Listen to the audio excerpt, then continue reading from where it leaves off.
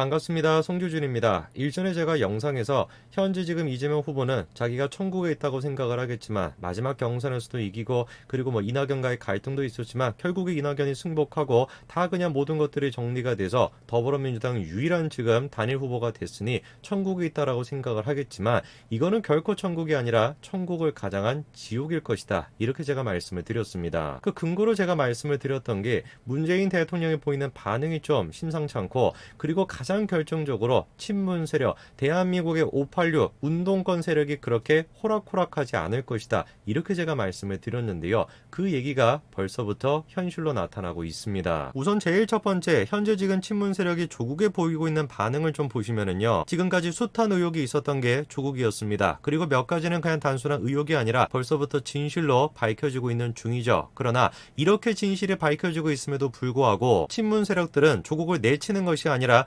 오히려 끝까지 비호하고 나섰습니다. 그 이유는 뭐였습니까? 딱 한 가지예요. 문재인 대통령이 적임자라고 했으니까 조국을 지지한다. 이게 답니다. 사실상 그렇게 더불어민주당 지지자들한테 신성시 됐던 사람이 조국인데 현재는 어떻습니까? 책이 지금 이렇게 찢겨버리고 있고 불타고 있습니다. 누가 찢는 거예요? 국민의힘 지지자들이 찢고 있는 것이 아니라 더불어민주당 지지자들, 즉 문재인 대통령 지지자들이 저 책을 지금 찢어버리고 있습니다. 이유는 딱 한 가지. 조국이 누구를 건드렸기 때문에 이낙연을 건드렸기 때문이었죠. 조국이 직접적으로 이낙연을 비판하거나 이런 일은 당연히 없었습니다. 그냥 딱 한 가지였어요. 조국이 어떤 표현을 썼던 거? 승복이라고 하는 두 글자를 쓴 거. 이게 지금 이낙연을 건드렸다라고 생각해서 이낙연 지지자들이 친문 세력들이 조국의 책을 찢어버리고 있는 중인 겁니다. 저런 식의 상징적인 행동뿐만 아니라 법적인 조치까지도 이루어지고 있죠. 이미 이낙연 지지자들이 법원에 이재명 당선 무효라고 가처분 신청을 냈고 이낙연 지지자들 가운데 40%는 도저히 내가 이재명을 찍지 못하겠다. 차라리 윤석열을 찍겠다. 이런 반응입니다. 그 일전에 제가 저런 말씀을 드리니까 어떤 분이 저한테 이런 얘기를 하십니다. 야, 아무리 친문 세력들이 그렇다라고 해도 저게 그냥 일시적으로 저러는 거겠지. 결국에는 정권 교체를 위해서 이재명이한테 힘을 쏟아주지 않겠냐. 그리고 결정적으로 이낙연 본인 스스로도 캠프 지금 해단을 시켜버렸고 이재명 지지한다. 그렇게 얘기를 했는데 저게 소용이 있겠냐라고 얘기하시는데요. 상황이 그렇게 단순하지가 않습니다. 분명히 사실이긴 사실입니다. 이낙연 측에서 승복을 한 게 분명히 사실이죠. 그리고 선거 캠프 또한 마찬가지로 해단식까지 다 끝난 상태입니다. 그런데 해단식에서 이낙연이 이런 얘기를 했죠. 국민들이 가장 예민하게 발견하는 부분이 정치하는 사람들의 오만이다. 뭔가 좀 이상하지 않습니까? 정말로 이낙연이 이재명한테 힘을 실어주겠다. 그리고 캠프까지 해단했다라고 한다면 정치인들이 가장 경계해야 되는 게 오만이다. 이런 얘기를 할 것이 아니라 이재명을 도와주세요. 이재명한테 힘을 주세요. 이런 얘기를 해야 되는 거 아니겠습니까? 그리고 이런 얘기까지도 하죠. 요즘 저건 아닌데 싶은 일들이 벌어져서 제 마음이 좀 맺힌 것이 있었다. 이 정도로만 표현하겠다. 이렇게 얘기합니다. 사실 저거는 이 정도로만 표현한 게 아니라 뭡니까? 다 표현한 겁니다. 캠프 해단식에서조차도 이낙연이 지금 어떻게 한 거예요? 이재명에 대해서 적극적으로 지지하겠다. 이런 지금 의사를 보인 것이 아니라 이재명 측으로부터 좀 서운한 것이 있다. 이런 뜻을 지금 내비친 겁니다. 이재명 입장에선 다급해질 수밖에 없겠죠. 한창 이제 자기에 대해서 공격했던 서른을 지금 껴안고 악수하고 난리가 났습니다. 근데 그 마음은 아는지 모르는지 송영길 대표가 나와가지고 어떤 소리를 했습니까? 이낙연 지지자들이 개혁당원이라고 하는 사람이 일배 수준이다. 이런 얘기까지 한 거예요. 한 번 한 것이 아니라 재차 뭐라고 합니까? 악의적인 비난을 퍼붓고 있다. 똑 닮았다. 일배와 다를 바가 없다. 이런 얘기를 한 거죠. 현재 그러니까 더불어민주당의 상황 자체가 원팀으로 가겠다 뭐다 계속 지금 강조는 하고 있는데 그렇게 가기가 쉽지 않은 상황이라는 거예요. 아니 생각을 해보십시오. 더불어민주당이 야당을 공격할 때 쓸 수 있는 가장 강력한 말이 가장 모욕적인 말이 일배 아닙니까? 일배. 그런데 그 일배라고 하는 표현을 누구한테 쓴 거예요? 이낙연 지지자들한테 당 대표라고 하는 사람이 쓴 겁니다. 당연히 난리가 났죠. 이낙연 지지자들이 뭐라는 겁니까? 내가 결코 이재명은 찍지 않겠다. 누구 찍겠다라는 거예요? 윤이나 홍준표를 찍겠다라는 거죠. 지지자들뿐만 아니라 이낙연 캠프의 공보단장을 맡았던 정운현 비서실장도 뭐라고 얘기를 합니까? 송 대표를 향해 가지고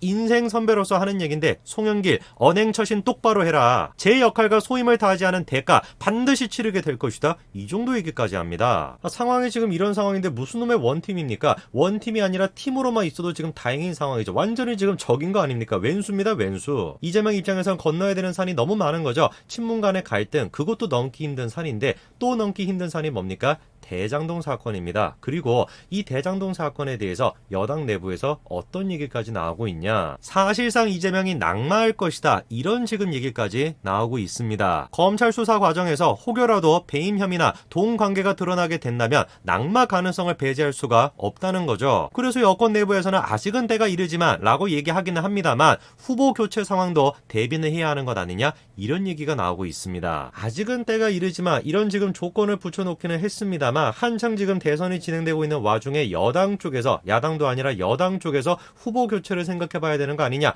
이런 얘기가 나온다라는 것 자체가 심각한 문제인 거죠. 그러면은 이재명이 나가고 누구로 교체가 되냐 가장 유력한 사람으로 지목되는 사람이 바로 유시민 이사장입니다. 사실 유시민이라고 한다면 친문 세력들 입장에서는 너무 땡큐겠죠. 나오기만 한다면 땡큐일 겁니다. 인지도도 굉장히 높고 그리고 적통이라고 할 수 있는 그런 사람이다 보니까 나오기만 하면 땡큐죠. 그리고 우리가 눈여겨봐야 되는 게 문재인 대통령의 입장인데요. 지난 12일이었습니다. 계속해가지고 침묵을 지키고 있던 청와대가 드디어 대장동 사건에 대해서 입장을 밝혔죠. 검경이 협력해서 총력을 기울여 달라 이게 청와대의 입장이었습니다. 이거를 놓고서 야 이거는 그냥 단순하게 특검을 하지 말자라는 메시지야 라는 지금 해석도 있는데요. 그것도 맞을 수 있습니다. 그런데 우리가 눈여겨봐야 되는 게 저 메시지에 대해서 이재명이 어떻게 반응했는가 그거를 생각해 봐야 되죠. 놀랍게도 이재명 측에서 문재인 대통령에게 면담을 요청했습니다. 면담을 요청한 게 언제였습니까? 경선이 끝난 10일 저녁 이후로부터 오늘 전까지 라고 얘기했는데 저 오늘이 언제냐? 바로 12일입니다. 그러니까 문재인 대통령의 대장동 사건에 대한 발언, 그 발언에 이재명이 어떻게 반응했는가가 아니라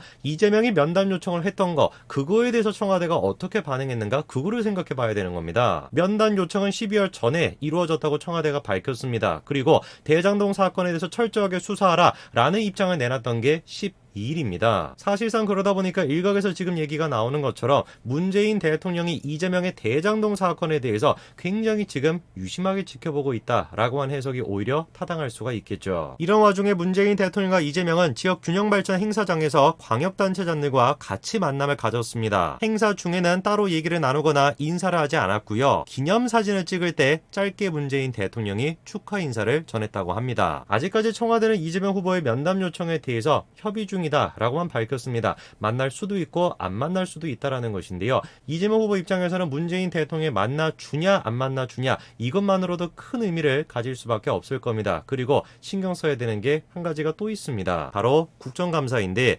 18일과 20일 두 번에 걸쳐서 경기도 국정감사가 열리게 되죠. 야당은 저 국정감사에서 이재명 후보의 대장동 사건에 대해서 총력을 기울여서 공격할 것이고 여당 입장에서는 반대로 총력을 기울여서 방어를 하겠죠. 저 두 번의 국정감사를 통해서 여론이 어떤 식으로 바뀌고 그리고 거기에 따라서 문재인 대통령이 이재명을 만날지 안 만날지도 결정이 될 것 같은데요. 글쎄요. 지켜봐야 되겠습니다만 제가 봤을 때는 시간이 가면 갈수록 이재명 후보 입장에서는 더 다급해질 수밖에 없고 여당 내부에서 이재명이 아니라 유시민으로 가야 되는 거 아니냐 이런 지금 의견까지 만들어져 있는 상황이다 보니까 더 스스로는 조바심이 느껴질 수밖에 없을 것 같습니다. 18일과 20일 두 번으로 예정이 되어 있는 경기도 국정감사에서 이재명이 얼마나 방어를 잘할지 그리고 얼마나 잘 무너질지 그리고 문재인 대통령이 이재명을 만날지 안 만날지 흥미롭게 이 한 주 동안 지켜봐야 될 것 같습니다.